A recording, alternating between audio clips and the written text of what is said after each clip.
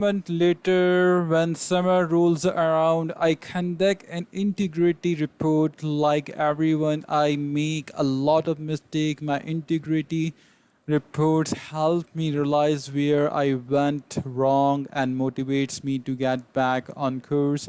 I use it as a time to revisit my core values and consider whether I have been living in accordance with them. This is when I reflect on my identity and how I can work towards being the type of person I wish to become. My early integrity reports answer three questions. Number one, what are the core values that drive my life and work? Number two, how am I living and working with integrity right now? Number three, how can I set a higher standard in the future? These two reports don't take very long, just a few hours per year, but they are crucial period of refinement. They prevent the gradual slide that happens when I don't pay close attention. They provide an annual reminder to revisit my desire, identity, and consider how my habits are helping me become the type of person I wish to be. They indicate when I should upgrade my habits and take on new challenges, and when I should dial my efforts back and focus on the fundamentals.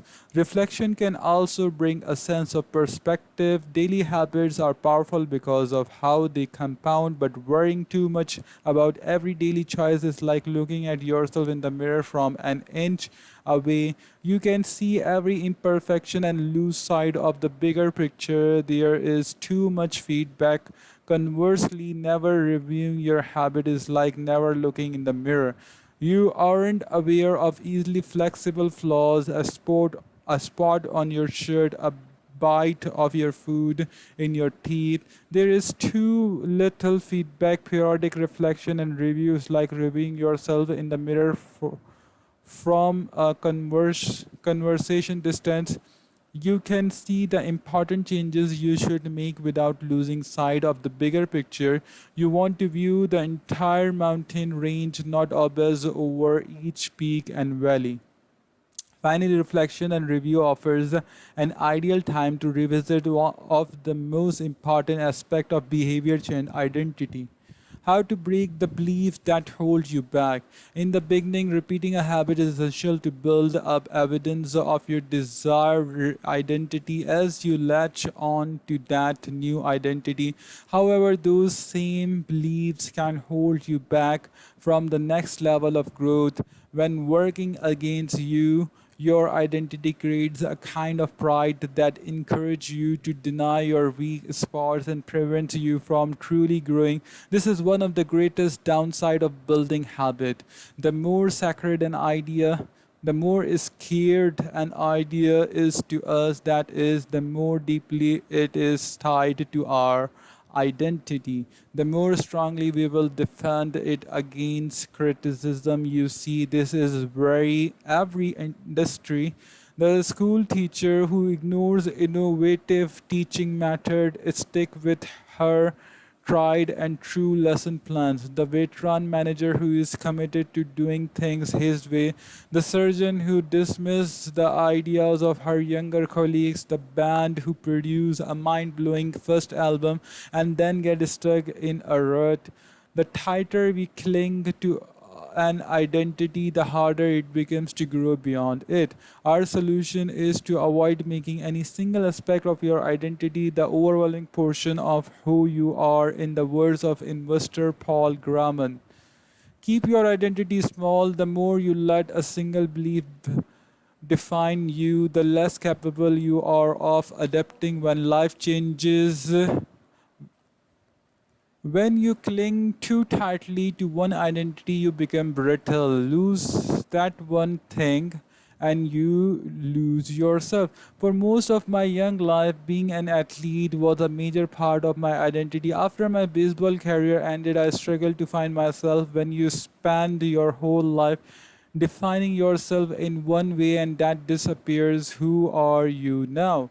Military veterans and former entrepreneurs report similar feelings. If your identity is wrapped up in a belief like I am a great soldier, what happens when your period of service. And for many business owners, their identity is something along the lines of I am the CEO or I am the founder. If you have spent every walking movement working on your business, how will you feel after you sell the company? The key to mitigating these losses of identity is to redefine yourself such that you get to keep important aspect of your identity even if your particular role changes.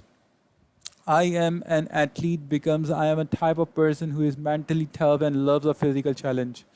I am a great soldier transform into I am a type of person who is disciplined, reliable, and great on a time. I am the CEO translate to I am the type of person who builds and creates think. When chosen effectively, an identity can be flexible rather than brittle, like water flowing around an obstacle. Your identity works with the changing circumstances rather than against them. The following quote from the Tao Te Ching encapsulates the ideas perfectly. Men are born soft and supplies that they are stiff and hard. Plants are born tender and plain that they are brittle and dry. Thus, whoever is stiff and inflexible is the discipline of that. Whoever is soft and Whoever is soft and yielding is a disciple of life. The hard and stiff will be broken, the soft and supply will prevail. Lao Tzu. Habits delivers numerous benefits, but the downside in that they can lock us into our previous pattern of thinking and acting. Even when the world is shifting around us, everything is impermanent.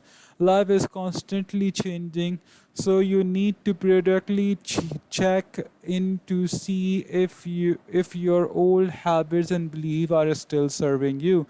A lack of self-awareness is poison. Reflection and reviews is the antidote. Chapter summary. The upside of a habit is that we can do things without thinking. The downside is that we stop paying attention to little errors. Habits plus deliberate practice equal to mastery. Reflection and review is a process that allows you to remain conscious of your performance over time. The tighter we cling to an identity, the harder it becomes to grow beyond it. Conclusion. The secret to result that lasts. There is an ancient Greek parable known as the Socrates paradox, which talks about the effects one small action can have when repeated enough time. One formulation of the paradox goes as follows. Can one coin make a person rich? If you give a person a pile of 10 coins, you wouldn't claim that he or she is rich. But what if you add another and another and another? At some point, you will have to admit that no one can be rich unless one coin can make him or her so. We can say the same about atomic habit. Can one tiny change transform your life? It's unlikely you would say so. But what if you meet another and another and another? At some point, you will have to admit that your life was transformed by one small change. The holy grail of habit change is not a single 1% improvement, but a thousand of them in a bunch of atomic habits stacking up, each one a fundamental unit of the overall system.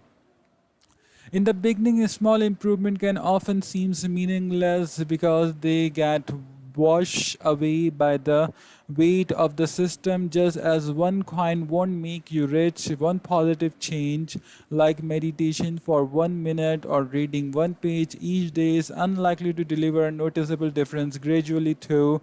As you continue to layer small change on top of one another, the scales of life start to move.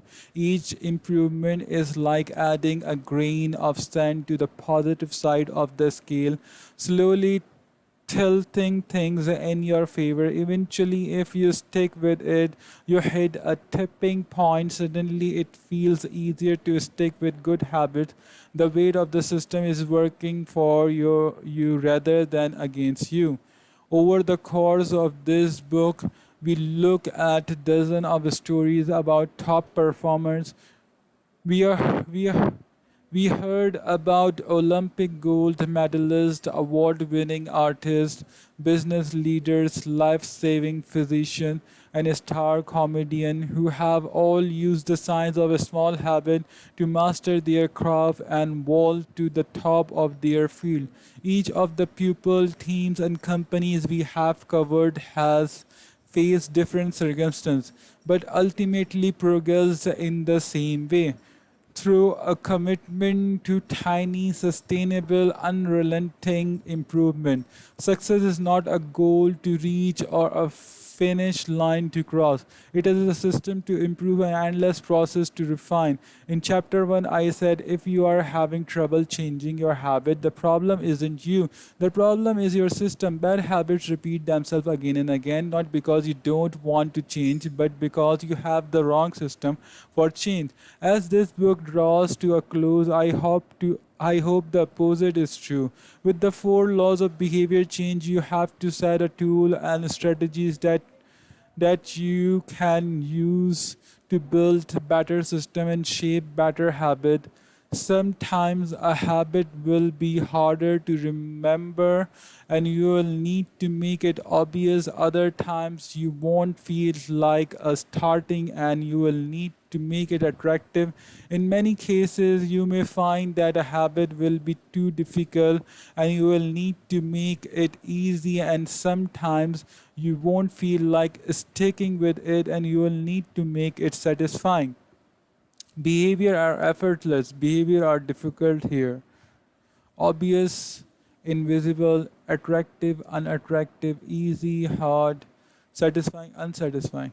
You Behaviors are effortless here, obvious, attractive, easy, satisfying. Behaviors are difficult here, invisible, unattractive, hard, unsatisfying.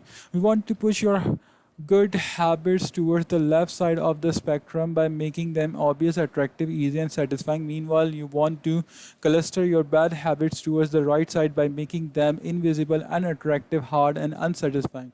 This is a continuous process. This is no finish line. There is no permanent solution. Whenever you are looking to improve, you can rotate through the four laws of behavior change until you find the next bottleneck. Make it obvious, make it attractive, make it easy, make it satisfying, round and round. Always looking for the next way to get 1% better. The secret to getting results that lasts is to never stop making improvement. It's remarkable what you can build if you just don't stop. It's remarkable the business you can build if you don't stop working. It's remarkable the body you can build if you don't stop training. It's remarkable the knowledge you can build if you don't stop learning. It's remarkable the fortune you can build if you don't stop saving. It's remarkable the friendship you can build if you don't stop caring. Small habits don't add up, they compound. That's the power of atomic habits. Tiny changes, remarkable result. What should you read next? Thank you so much for taking the time to read this book. It has been a pleasure sharing my work with you. If you're looking for something to read next, allow me to offer a suggestion. If you enjoy Atomic Habit, then you may like my others writing as well. My latest articles are sent out in my free weekly newsletter. Subscribers are also the first to hear about my newest book and projects. Finally, in addition to my own work each year, I send out a reading list of my favorite book from other author on a wide range of subjects. You can sign it up. Little lessons from the four laws. In this book, I have introduced a four-step model for human behavior: cue, craving, response, and reward. This framework not only teaches us how to create a new habit but also reveals some interesting insight about human behavior. Problem phase, cue, craving; solution phase, response, reward. In this section, I have compiled some lessons and a few bits of common sense that are confirmed by the model. The purpose of these Example is to clarify just how useful and wide ranging this framework is when describing human behavior. Once you understand the model, you will see example of it everywhere. Awareness comes before desire. A craving is created when you assign meaning to a cue. Your brain constructs an emotion or feelings to desire your current situation, and that means a craving can only occur that after you have noticed an opportunity. Happiness is simple, the absence of desire. When you observe a cue but do not desire to change your state, you are content with current situation. Happiness is not about the achievement of pleasure, which is joy or satisfaction, but about the lack of desire. It arises when you have no urge to feel differently. Happiness is the state of enter when you no longer want to change your state. However, happiness feeling because a new desire always comes along. As Kate Buttress say, happiness is the space between one desire being filled and a new desire forming. Likewise, suffering is the space between craving a change in state and getting it. It is the idea of pleasure that we chase. We seek the image of pleasure that we generate in our mind at the time of action. We do not know what it will be like to attain that image or even it will satisfy us. The feeling of satisfying only comes afterwards. This is what the Australian neurologist Viktor Franklin meant when he said that happiness cannot be pursued, it must ensue. Desire is pursued, pleasure ensues from action. Peace occurs when you don't turn your observation into problem. The first step in any behavior is observation. You notice a cue, a bit of information, and even if you do not desire to act on what you observe, then you are at peace. Craving is about wanting to fix everything. Observation without craving is the realization that you do not need to fix anything. Your desires are not running rampant. You do not crave a change in a state. Your mind does not generate a problem for you to solve. You are simple observing and existing with a big enough why you can overcome anyhow. Friedrich Nietzsche, the German philosopher and poet, famously wrote, he who has a why to live for can bear almost anyhow. This phrase harbors an important truth about human behavior. If your motivation and desires are great enough, that is why are you acting. You'll take actions even when it is quite difficult. Great cravings can power great actions, and even when friction is high. Being curious is better than being smart. Being motivated and curious counts for more than being smart because it leads to action. Being smart will never deliver result on its own because it doesn't get you to act. It is desire, not intelligence, that prompt behavior, as Neville Ravikant say. The trick to doing anything is first cultivating a desire for it. Emotions drive behavior. Every decision is an emotional decision at some level. Whatever your logical reasons are for taking action, you only feel compelled to act on them because of emotion. In fact, people with damage to emotion center of the brain can list many reasons for taking action but still not act because they do not have emotion to drive with them. This is why craving comes before response. The feeling comes first and then the behavior. We can only be rational and logical after we have been emotional. The primary mode of the brain is to feel, the secondary mode is to think. Our first response, the first unconscious portion of the brain, is optimized for feeling and anticipating. Our second response, the slow, conscious portion of the brain, is the part that does not thinking. Psychologists refer to this as System 1, feeling and rapid judgment, versus System 2, rational analysis, and the feeling comes first. System 1, the rationality only Ween's later system to this work great when the two are aligned, but it results in illogical and emotional thinking when they are not. Your response tends to follow your emotions. Our thoughts and actions are rooted in what we find